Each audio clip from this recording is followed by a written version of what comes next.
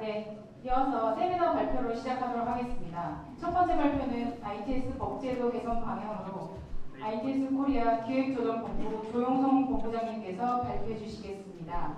여러분 큰 박수 부탁드립니다.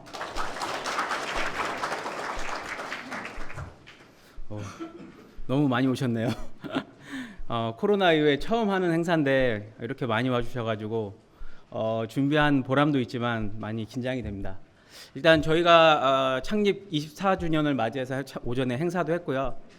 지금 제가 말씀드리려고 하는 내용은 그동안에 90년대 초반부터 준비했던 ITS 쪽 업들이 국가에서 진행하는 사업 관점에서만 진행되다 보니 여기 이렇게 많은 분들이 모여서도 우리의 시장과 우리의 산업이 어떤 방향으로 가야 될 건가에 대한 부분들을 진중하게 논의한 적이 별로 없었다라는 생각이 듭니다. 물론 그거에 대한 협회의 그 막중한 책임도 생각하고 있습니다. 그래서 이런 부분에 대해서 국토교통부와 협의해서 앞으로의 산업의 활성화나 이런 방향을 가기 위해서 어떤 쪽으로 법에 대한 개선이 필요하느냐 이런 것들에 대한 고민을 하는 그런 자리로 준비를 했고요. 제가 발표드리는 내용도 중요하지만 혹시 보다 다른 산업 분야에서는 이런 측면에서 개선이 좋더라라고 하는 의견 있으시면 제 발표가 끝나고 그런 부분에 대한 의견도 겸허히 듣도록 하겠습니다. 그럼 발표를 시작하도록 하겠습니다. 전체 내용은 개요와 사례와 그다음에 재정 방향 크게 세 가지 방향으로 말씀을 드릴 거고요. 배경과 현재 ITS 관련된 교통체계 효율화법에 대한 한계 그리고 어떤 방향으로 개선이 돼야 될 필요가 있는가에 대한 부분들을 먼저 말씀드리도록 하겠습니다. 잘 아시겠습니다. 자율주행, AI, 빅데이터, 클라우드 상당히 많은 용어들, 많은 산업들, 새로운 산업들에 대한 얘기들이 많이 있습니다. 근데 저희가 시작했던 산업은 처음에 검지기라든지 CCTV라든지 이런 것들, 도로 인프라에 필요한 장비들을 설치하고 하는 것들로부터 시작을 했습니다. 근데 얘가 점점점 커지고 똑똑해지고 하면서 디지털 트윈이라고 하는 것도 만들고 하다못해 장비를 벗어나서 가상 세계에서 뭔가 이루어질 수 있는 환경까지 우리가 준비하는 그런 세계로 나아가고 있습니다. 그래서 이렇게 나아가는 측면에서 우리가 계속 이런 인프라를 설치하고 있는 부분에 머물러 있을 것이냐 아니면 보다 나은 방향으로 나아갈 것이냐에 대한 부분들이 고민이 필요하고 그런 것들을 보다 효율적으로 하고 이런 분야에 대한 산업들을 넓혀가기 위해서 우리가 법제도부터 뭔가 정비를 하고 준비해야 되지 않을까라고 고민을 하게 되었습니다. 실제로 우리 ITS 시장에 대해서 정리해 놓은 걸 보면 첫 번째 그 국내 ITS 시장 현황입니다. 여기 보시면 이게 근거가 무엇이냐? 자동차 도로 분야에 대해서 국가에서 제정하는 ITS 시행계획이라는 게 있습니다. 그 시행계획에 보면 전국의 지자체라든지 도로관리기관, 그다음에 국토교통부에서 1년에 얼만큼의 예산을 들여서 이러이러한 사업을 하겠다라고 하는 걸로 정의가 돼 있고 그것을 저희가 시장이라고 생각을 하고 있었습니다.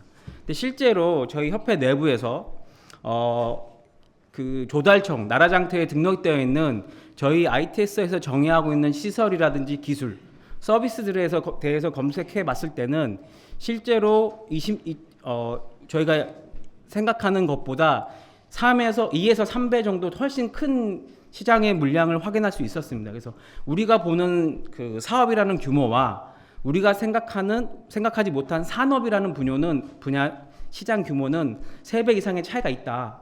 그렇기 때문에 이런 것들을 어떻게 우리의 영역으로 같이 공존하게 할 것인가 이런 부분들에 대한 고민이 들게 됐고요. 실제로 국외에서는 이런 전체적인 측면을 생각해서 30년까지 약 연평균 13.9%의 성장을 예상을 하고 있습니다. 물론 아까 말씀드린 그런 정의들을 다 포함해서 그렇기 때문에 우리도 2030년까지 이런 시장들을 넓혀가고 확대해 나가기 위한 어떤 전략들이 필요하지 않느냐라고 생각을 하게 되었습니다. 과거 전 정부에서도 한국형 뉴딜이라고 해서 ITS 관련된 것들을 계속 추진하고 국가 산업으로 육성해 나가겠다라고 정의를 하고 있었고요. 그에 따라서 ITS 기본계획 2030의 안전성, 효율성 이런 것들, 지속 가능성 이런 것들을 포함을 해서 산업 활성화와 관련된 사업과 관련된 내용들을 정의를 하고 있었습니다. 현 정부에 들어서서도 120대 국정과제에도 사실 모빌리티라고 하는 용어로서 ITS가 포함되어 있고요. 최근에 2023년 2월에 발표된 신성장 4.0이라는 전략에도 보면 미래형 모빌리티, 여기 안에 자율주행, CITS, 정밀도로 지도라고 하는 ITS와 관련된 내용들이 많이 담겨져 있습니다. 그래서 전략적으로 현 정부도 이런 부분들을 추진해 나가겠다라고 하고 있기 때문에 저희가 우리만의 산업이라는 분야를 계속 정의하고 만들어갈 필요가 있다라고 생각을 하게 되었습니다. 현재 저희 ITS는 그 계획을 세우고 사업 시장을 만드는 것은 국가통합교통체계 효율화법에 정의되어 있습니다. 국가통합교통체계 효율화법에 제4장에 보면 교통체계의 지능화라고 되어 있고요. 이 지능화에 보면 기본계획을 수립하거나 사업계획을 수립하거나 그거에 따라서 성능평가를 하고 표준화를 하고 국제협력을 하고 이런 부분들의 내용이 들어있습니다. 즉 사업과 기반 조성과 관련된 그런 계획법의 형태로 되어 있기 때문에 여기서 활동하시는 분들에 대한 산업 이런 부분들에 대한 정의는 구체적으로 정의되어 있지 않은 상황이고요. 그다음에 뭐 창업 지원이라든지 산업 활성화, 생태계 지원, 뭐 규제 혁신 이런 내용들은 현재 아예 포함되어 있지 않습니다. 그래서 그런 부분들에 대해서 뭔가 추가를 해서 보다 큰 시장으로의 확대가 필요하지 않겠나라고 생각을 하게 됐고요. 저희가 주로 자동차 도로 분야이기 때문에 자동차법과 도로법을 볼 수 있는데 저희가 지금 현재 주무관청이 도로국의 디지털 도로팀이기 때문에 도로법을 보면 도로법에도 도로에 대한 정보를 체계를 구축할 것이라고 하는 형태의 선언적 의미의 문구밖에 없습니다. 그리고 이거에 따라서 구축과 운영에 관한 사항을 정의할 수 있고 실제로 도로교통 정보 체계라고 하는 게 도로에 대한 소통 정보와 도로의 사고 정보라고 형태로만 정의되어 있습니다. 물론 최근에 이제 개정안을 올린 거에는 공사 정보라고 하는 것들이 포함되는 방향으로 가고 있지만 이런 부분들에 대해서는 국가나 지자체가 사업과 관련된 내용에 대한 부분만 정의되어 있지 산업과 관련된 부분에 대한 정의는 추가할 필요가 있다. 이렇게 필요성에 대해서 말씀을 드릴 수 있겠습니다. 그래서 정작 산업을 하려면 IT 산업이 무엇이냐라고 하는 정의가 필요하고요.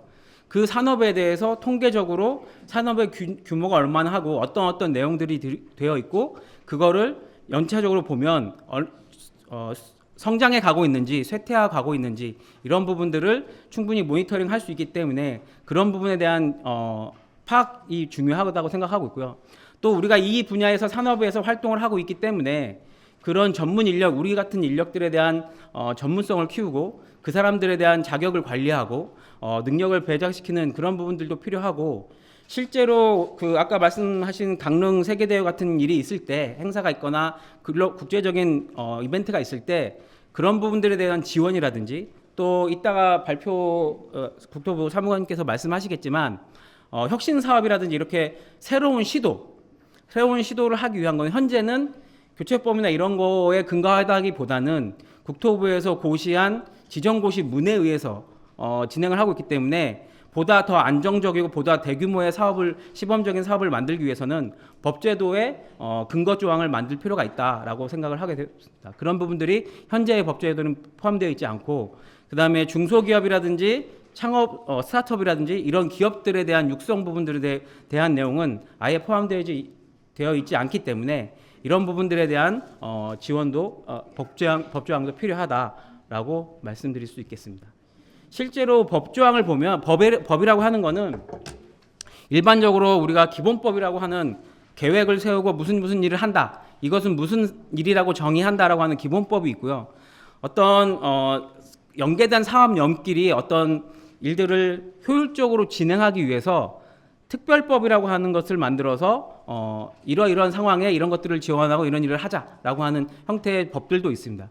그 외에 아까 말씀드린 사업과 관련돼서는 어떤 사업법 형태로 정의하는 게 있는데 건설 같은 경우는 건설공사업법이라는 게 있고요. 정보통신 같은 경우는 정보통신공사업법이라는 게 있습니다. 근데 이런 공사업법들이 있기 때문에 ITS라는 영역을 하나의 사업법이라고 만드는 거는 다소 무리가 있다라고 하는 생각들을 하고 있습니다. 그래서 그걸 제외하면 육성법이라든지 지능법이라든지 촉진법이라고 하는 거는 그런 분야의 일을 하기 위해서 뭔가 지원해주거나 육성하거나 지능을 위한 제도적인 밑받침 이런 것들을 만들기 위한 부분들의 법적인 근거들이 있는데 이런 방향으로 해서 우리 ITS 관련된 산업을 육성할 수 있는 근거법을 만들면 보다 나은 환경을 만들 수 있지 않겠느냐라는 생각에서 정리를 하게 되었습니다. 물론 이제 이런 부분을 정리하게 되면 ITS 산업이라는 것들을 저희가 정의할 거고요. 기존의 교체법에 보면 사업이라는 형태로 교통시설, 수단에 대해서 정보통신, 전산 기술들을 이용해서 똑똑하게 만드는 거다라고 정의되어 있는데 산업이라고 하는 거는 그것을 하기 위한 사람들, 기업들 이런 사람들이 모여서 제조하거나 납품하거나 운영하거나 하는 일들을 하는 것들을 산업이라고 정의할 거기 때문에 그런 것들 실질적으로 우리가 하고 있는 일을 지원하기 위한 조항들이 만들어져야 된다라고 생각을 했고요. 그렇기 때문에 그런 것들을 지능법이라는 형태로 정의를 하는 게 어떻겠냐라고 생각을 하고 있고 유사 타 사업 이따 다시 말씀드리겠지만 공간정보라든지 기상이라든지 분야에서도 기본법이나 사업법도 있지만 산업을 진흥하고 육성하기 위한 법들을 제정하고 있기 때문에 이런 부분들을 참고해서 저희도 진행할 필요가 있다라고 생각을 했습니다. 두 번째로 사례에 대해서 말씀을 드리겠습니다. 국내뿐만 아니라 ITS 관련된 내용들은 유럽, 미국, 일본도 정의를 하고 있습니다. 이들은 저희가 생각하는 사업이라는 형태의 내용을 법으로 정리하는 형태의 뜻을 갖고 있습니다. 물론 유럽 같은 경우는 사업이라는 측정도 있지만 유럽이라는 것들은 유럽 전체를 소통하기 때문에 표준이나 호환성 이런 것들의 위주의 내용들도 많이 포함하고 있습니다. 법의 관점이 그런 관점에서 보고 있다라고 볼 수 있고요. 미국 같은 경우는 지금 보시는 표와 같이 일정 연 단위로 우리가 기본 계획을 세우듯 법을 만들어서 그 법에 근거해서 사업 계획을 수립하고 예산을 투입하는 그런 형태의 법 체계를 운영하고 있고요. 일본 같은 경우는 저희가 같이 도로법이라든지 전파법, 건설 이런 법을 근거해서 ITS라는 기본 계획을 세우고 그 기본 계획이 마치 법처럼 인식되게 해서 사업을 추진하고 있는 그런 현황으로 보실 수 있을 것 같습니다. 아까 말씀드린 대로 우리 ITS 국내에서 ITS 분야 외에 공간 정보라든지 정보통신, 소프트웨어라든지 그 로봇, 그다음에 기상 산업 같은 데 보면 지능이라는 형태의 법들을 따로 가지고 있습니다. 그래서 주요 내용이 인프라나 제도적인 지원, 그다음에 전문 인력에 대한 양성, 중요하게 보실 수 있어야 되는 게 산업 통계에 대한 조사 분석, 그다음에 창업부터 수출까지 기업에 대한 활동에 대한 지원, 이렇게 크게 구분될 수 있고요. 이러한 내용들이 법조항에 다 포함되어 있습니다. 아까 말씀드린 저희 교체법에는 이런 내용이 포함되지 않기 때문에 이런 부분들을 포함할 필요가 있다라고 생각을 했고요. 기본적으로 아까 말씀드린 그런 내용들이 세부 조항별로 각각 물론 특성은 다릅니다. 특성은 다르게 들어가 있지만 기반 조성과 관련된 내용, 교육과 관련된 내용, 지능과 관련된 내용 이런 것들이 포함되어 있고 지능과 관련돼서도 기본 계획을 세우고 인력 양성과 관련돼서도 기본 계획을 세우고 이런 것들을 보다 제대로 하기 위해서 기관들을 지정하거나 진흥원을 설립하거나 하는 것들에 대한 내용들도 포함되어 있습니다. 물론 최근에는 현 정부는 진흥원이라든지 이런 기관들에 대한 설립에 약간 부정적인 시각을 갖고 있어서 그런 부분들을 제외하고는 육성과 관련된 내용들이 많이 포함될 필요가 있다라고 생각이 되고요. 다른 분야, 산업 분야 외에 국토교통부에서는 그런 산업을 육성하거나 지원하기 위해서 스마트 도시 관련된 산업진흥에 관한 법률, 그다음에 자율주행과 관련된 상용화 촉진 및 지원에 관한 법률, 그다음에 모빌리티 최근에 올해 같은 경우 모빌리티 혁신 및 활성화 지원에 관한 법률을 특별법의 형태로 계속 만들고 있습니다.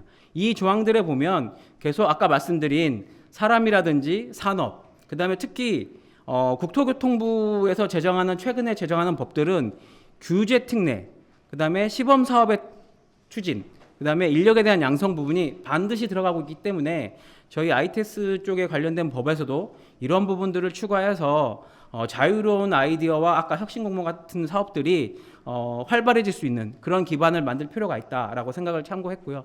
그런 내용들이 스마트 도시 같은 경우는 2017년, 자율주행 같은 경우는 2019년도, 그다음에 모빌리티는 2023년도에 제정되었습니다. 저희 교체법은 1990년대 초반에 제정돼서 여태까지 운영되고 쓰여지고 있음에도 불구하고 저희 산업에 대한 정의가 저희가 열심히 욕심을 내서 추진하지 않았던 관계로 이런 부분들에 대해서 상당히 약간 미흡했다라는 반성을 하고요. 그런 부분들을 개선하기 위한 법제도적인 측면을 앞으로 노력하겠다라고 말씀을 드리겠습니다.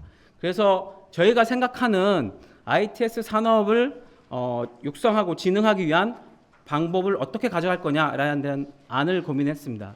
먼저 아까 말씀드린 교체법에 있는 것들을 개정을 해서 아까 말씀드린 조항들을 넣는 방법이 있을 겁니다. 그런데 아까 말씀드린 대로 교체법은 기본법과 특별법 사이에 약간 애매한 위치에 있는 법입니다. 그래서 이 법을 개정을 해서 산업을 진흥하려고 할 때는 어느 정도의 한계성이 있지 않을까라는 우려가 있습니다.